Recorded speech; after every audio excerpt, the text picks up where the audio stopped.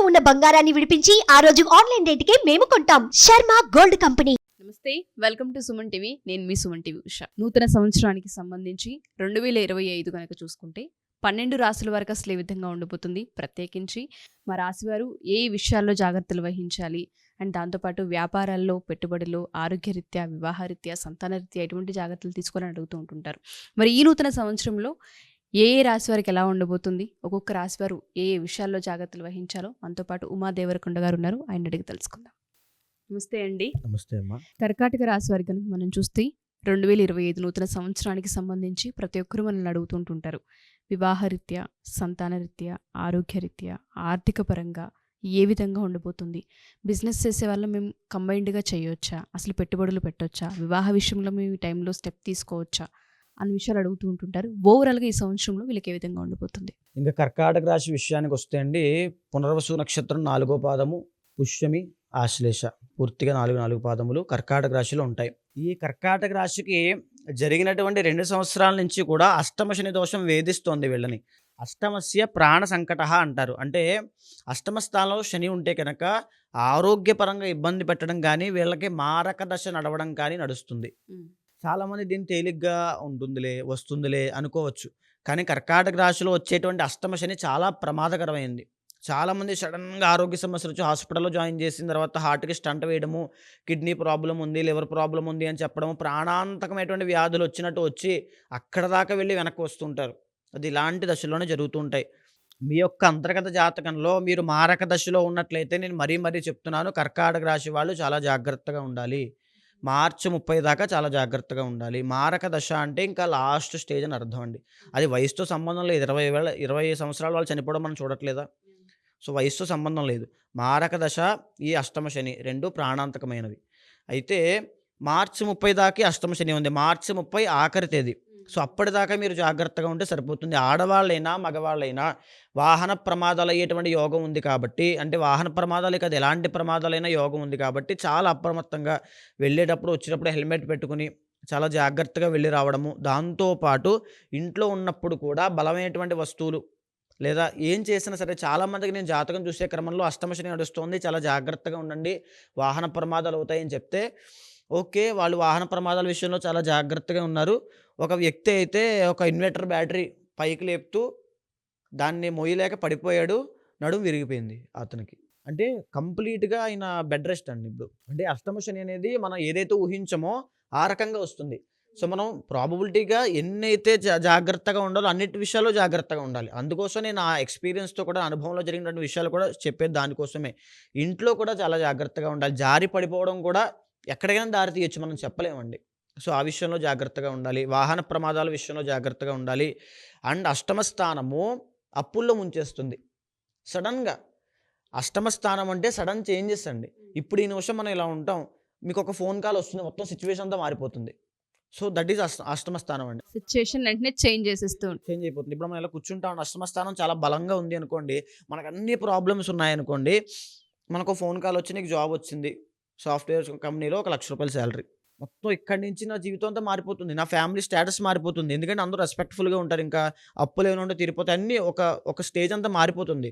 అష్టమ స్థానం చేసేటువంటి గారడి సడన్ చేంజెస్ ఇచ్చేస్తుంది. అదేవిధంగా అష్టమ స్థానం ఇప్పుడు ఏదైతే కర్కాటక రాశిలో వాళ్ళు ఉన్నారో వాళ్ళకి యొక్క అష్టమ శని ప్రభావం వల్ల ప్రతి విషయము లోపలే దాచేసుకుని, అంటే మానసిక ఒత్తిడి అనేది ఎక్కువ ఉంటుందండి మార్చి 30 దాకా అండి. అందులోనూ శని వెళ్ళిపోతున్నాడు కదా మార్చి 30తో, ఏదో విధంగా ఒక మచ్చ పెట్టి వెళ్దామని చూస్తాడు. మీరు పలానా ఒక 60 సంవత్సరాలు వచ్చిన తర్వాత కర్కాటక రాశి వాళ్ళని పిలిచి ఈ అష్టమ శని నడిచేటువంటి రోజులు నా సంవత్సరం గుర్తు చేసి, ఈ సంవత్సరంలో నీకు ఏదైనా గుర్తుందా అంటే టక్కని చెప్తారండి. ఆ టైంలో నాకు అలా జరిగింది, ఆ టైంలో ఇలా జరిగింది, గుర్తు ఉండేటువంటి సంఘటనలు జరుగుతాయి. అది మార్చి 30 దాకా చాలా జాగ్రత్తగా ఉండాలి. మార్చి 30 తరువాత ఈ యొక్క అష్టమ శని దోషం వెళ్ళిపోతుంది.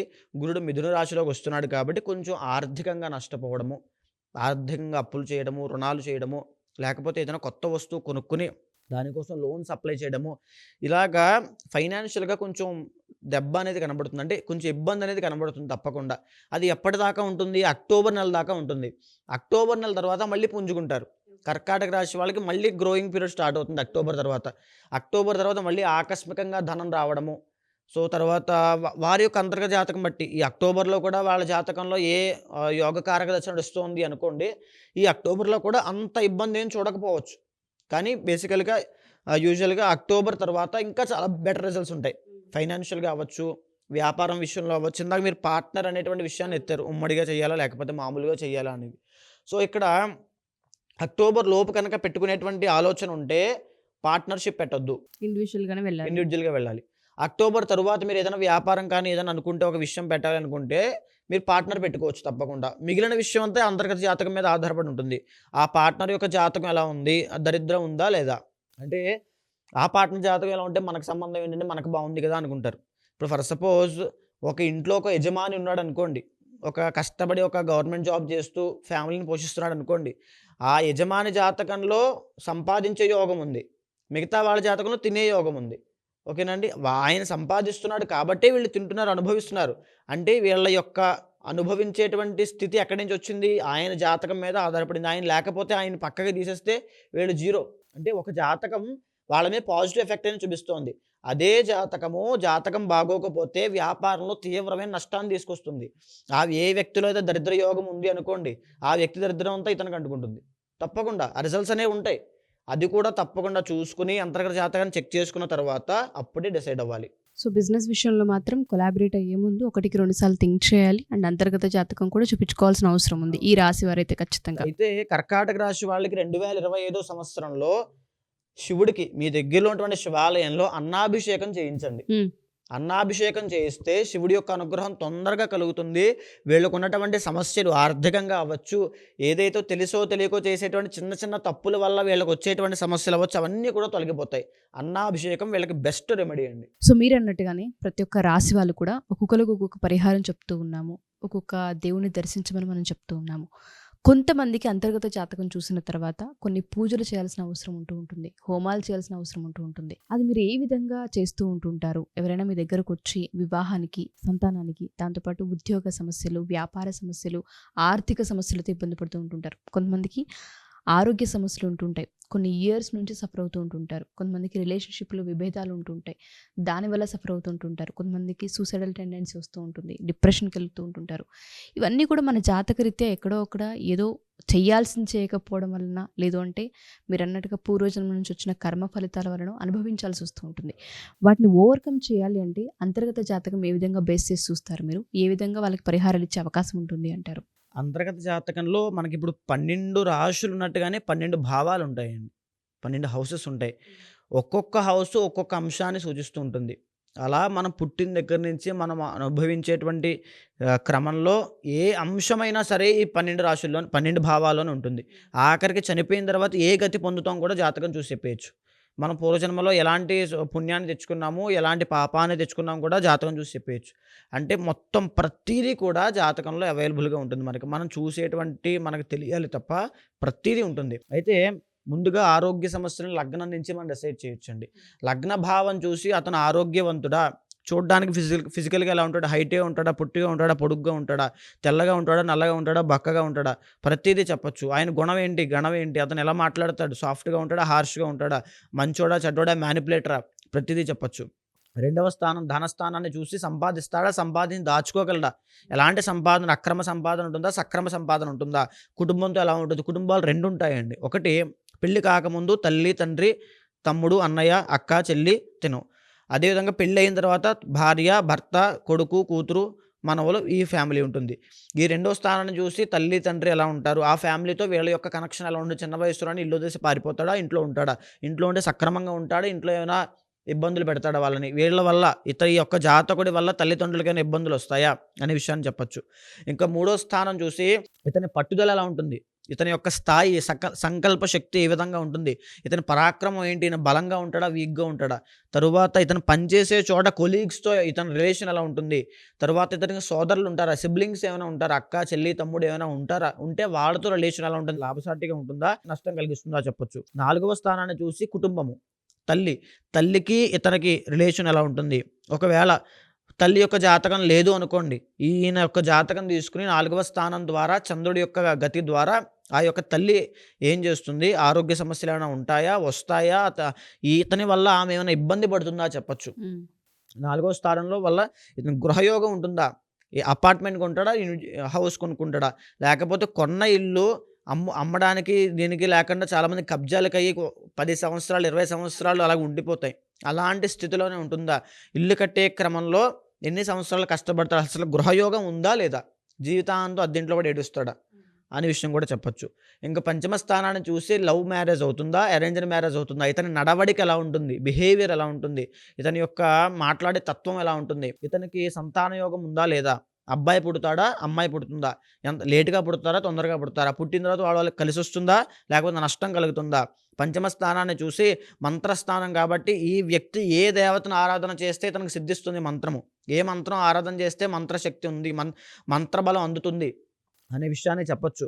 6వ స్థానాన్ని చూసి షష్ఠ స్థానం శత్రు రోగ రుణస్థానం కాబట్టి శత్రువులు ఉంటారా, బయట శత్రువులు ఉంటారా, ఇంట్లో శత్రువులు ఉంటారా, కుటుంబంలో చాలామంది వెన్నుపోటు పొడుస్తుంటారు, అలాంటి శత్రువులు ఉంటారా, బయట శత్రువులు ఎవరైనా పగబట్టి ఉంటారా, లేకపోతే అంతఃశత్రుడు కామ క్రోధ లోభ మోహ మదమాత్సల్యాలు శత్రువులుగా మారి తను ఇబ్బంది పెట్టి స్వయంకృతాపరాధం చేసుకునేలా చేస్తాయా అనే విషయాన్ని మనం చెప్పొచ్చు. రోగాలు వస్తాయా, ఎలాంటి రోగాలు వస్తాయి, కిడ్నీలు పోతాయా, లంగ్స్ పోతాయా, లివర్ పోతుందా, కంటి సమస్యలు వస్తాయా, సైనస్ ప్రాబ్లం వస్తుందా, లెగ్ పెయిన్స్ వస్తాయా, సయాటిగా వస్తుందా, స్పాండిలైటిస్ వస్తుందా చెప్పొచ్చు. తరువాత అప్పులు సక్రమంగా చేస్తాడు. చాలామంది బిజినెస్ ఇన్వెస్ట్మెంట్ కోసం అప్పులు చేసి పెట్టుబడి పెడుతుంటారు, అది అప్పుల్లో క్యాలిక్యులేషన్ రాదు.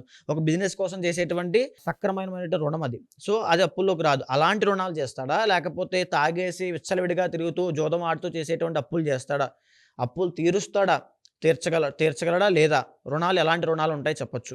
సప్తమ స్థానాన్ని చూసి ఇతను బిజినెస్ చేస్తాడా, బిజినెస్ చేసే యోగం ఉందా, కలిసి వస్తుందా లేదా చెప్పొచ్చు. సప్తమ స్థానం చూసి వచ్చే భార్య ఏ దిశ నుంచి వస్తుంది, ఎలాంటి గుణగణాలు ఉంటాయి, అందంగా ఉంటుందా, చండాలంగా ఉంటుందా, లేకపోతే భార్య వచ్చిందో కలిసి వస్తుందా, కలిసి రాదా, అసలు భార్యతో కలిసి ఉంటాడా, కలిసి ఉండడా, ఇద్దరికి సౌఖ్యం ఉందా లేదా అనే విషయాన్ని చెప్పొచ్చు. అష్టమ స్థానాన్ని చూసి తన సీక్రెటివ్ మైండ్ సెట్ ఉందా, లోపల ఎన్ని విషయాలు దాచుకుంటాడు, బయట కనిపించే వ్యక్తి ఇంకొక వ్యక్తి ఏమైనా ఉన్నాడా, అంటే ఏమైనా డిప్రెషన్, ఇతని మానసిక స్థితి ఎలా ఉంటుంది, మానసిక ధైర్యం ఎలా ఉంటుంది, తర్వాత ఇతనిలో జరిగే మార్పులు ఎంత ఫాస్ట్గా చేంజ్ అవుతూ ఉంటాయి, ఇతని ఆయుష్ ఎంత ఉంటుంది, ఆయుష్ కూడా క్యాలిక్యులేట్ చేయొచ్చు.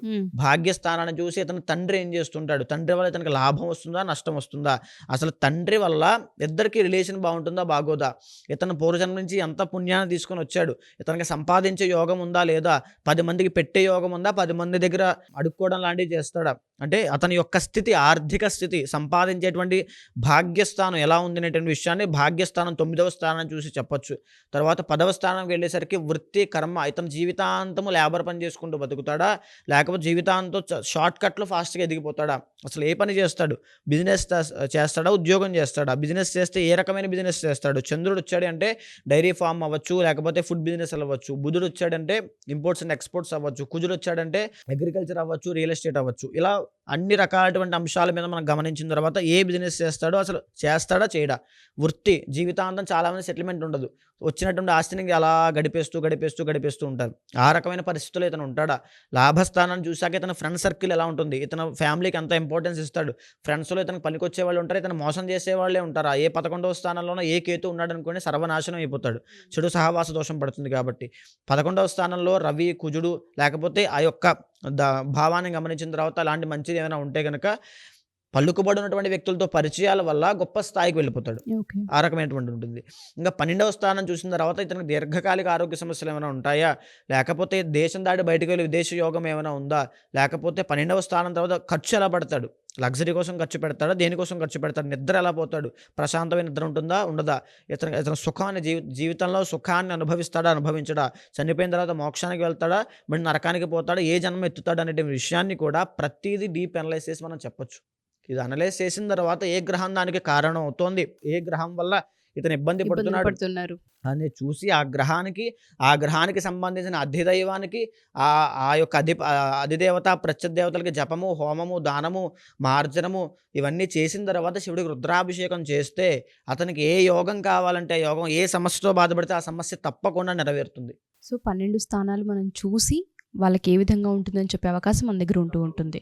ఓకే, పూజలు కావాలన్నా మీరు నిర్వహిస్తూ ఉంటుంటారా అండి? నిర్వహిస్తుంటారు. ఓకే, సో ఎవరైతే మా ఈ వీడియో చూస్తూ ఉంటుంటారో ఈ రాశి వారు కనుక మీరు ఒకసారి అంతర్గత జాతకం చూయించుకోవాలి అనుకున్నా, ఒకసారి ఉమాదేవరకొండ గారిని కలవాలి అనుకున్నా డెఫినెట్గా అప్రోచ్ అవ్వచ్చు.